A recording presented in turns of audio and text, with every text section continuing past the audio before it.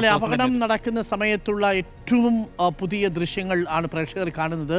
ഒരു വലിയ ബോംബ് സ്ഫോടനം നടക്കുന്നത് പോലെ തന്നെയാണ് അവിടെ ആ സ്ഫോടനം നടന്നിരിക്കുന്നത്. ഇന്നലെ 3 മണി കഴിഞ്ഞ് 59 ആദ്യത്തെ സ്ഫോടനത്തിൻ്റെ ദൃശ്യങ്ങളാണ് പ്രേക്ഷകർ ഇപ്പോൾ തത്സമയം കണ്ടുകൊണ്ടിരിക്കുന്നത്.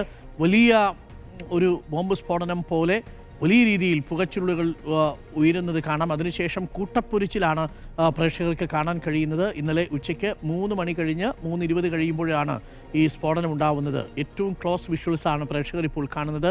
ഇന്നലത്തെ സ്ഫോടനത്തിൻ്റെ ഏറ്റവും ഒടുവിലത്തെ ദൃശ്യങ്ങളാണ് നമുക്ക് ഇന്നലെ. ഈ ദൃശ്യങ്ങളൊക്കെ ഇന്നലെ നമ്മൾ കണ്ട ദൃശ്യങ്ങളാണ്. വലിയ പുകച്ചുരുളുകൾ ഉയരുന്ന ദൃശ്യങ്ങൾ പ്രേക്ഷകർക്ക് കാണാം. ഇതിനെ തുടർന്നാണ് നമ്മളുടെ പ്രതിനിധി ജെയ്സൺ ചമ്മോളപ്പിൽ ആ സ്ഥലത്തേക്ക് ചെല്ലുന്നതും അവിടെ നിന്ന് ഈ ദൃശ്യങ്ങൾ റിപ്പോർട്ട് ചെയ്യുന്നതും.